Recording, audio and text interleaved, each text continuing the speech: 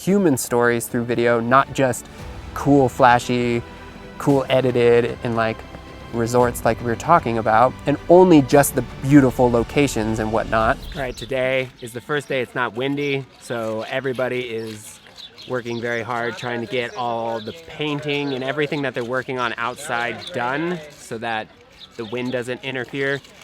Everybody's very excited that it's not windy, including us, because we couldn't even really film anything because it's been so windy outside.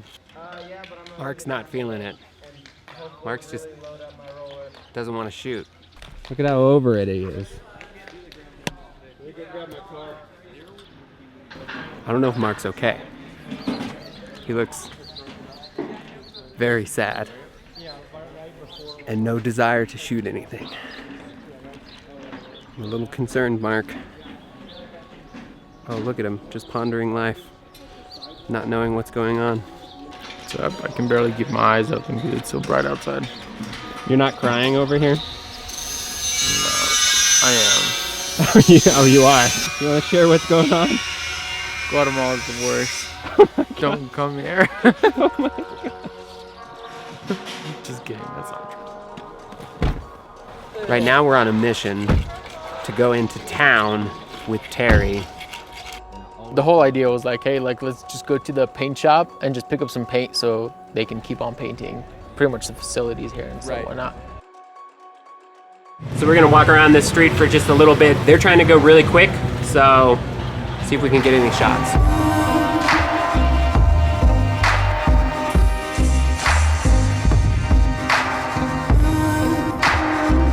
Like I look back at these photos of like in the 20s, 30s, 40s, and even in the 50s of like these people going to like Africa. You didn't, like we were talking, there's no like internet, there was no searching, finding anything, like you didn't know anyone who went there, and then there's these photos of these people, and it's just like, just the photo tells so much of a story. Should we abandon the photography mission and just go straight to trying to find coffee? We essentially just like ordered 2 iced lattes. Coffee wasn't spectacular, but it did the trick in the meantime. We found coffee. However, by finding coffee, we were left behind in town. We literally just got a text message and they're like, hey, we drove down the street, we didn't see you, so we left. So now we're just here. We have to find a tuk-tuk to get back to Eagle's Nest. I'd say it's kind of nice though. We're just chilling here in the city center of Solala in Guatemala, in a cafe, hanging out with the locals. That to me is an awesome coffee experience.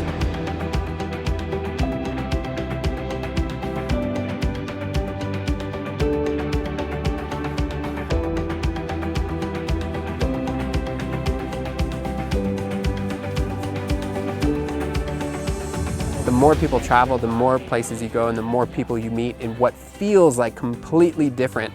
Such a counterintuitive feeling culture to your own, but you leave feeling like, oh, like they're just people just like me. We have so much in common.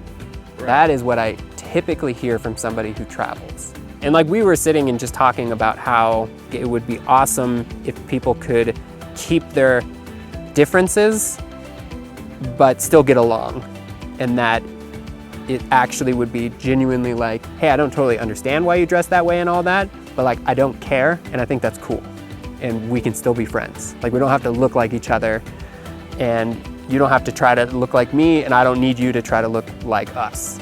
Because every time you're going to these new locations, like your world is getting bigger, and all of a sudden you're like, oh man, something's happening in Guatemala in the news. I've been there, I've seen the people, I've connected with them, I've resonated with them. Like I feel for what that is, because sometimes a lot of those things are just so distant from us. Human stories through video, not just cool, flashy, cool edited and like resorts like we were talking about, and only just the beautiful locations and whatnot, then I do think people through the human stories will gain a sense of understanding and empathy for those people, just like I do when I actually go there. I think that is possible through video.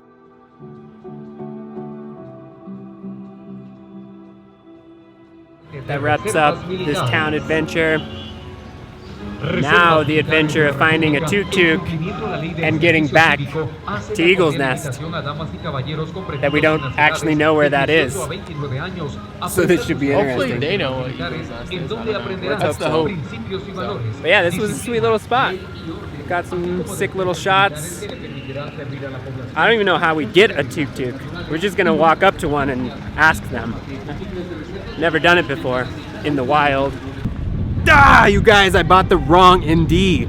In broad daylight, just by being in the shade, and it is bright, like even Mark's eyes can't handle this. And I'm at 400 ISO right now, and it's this dark.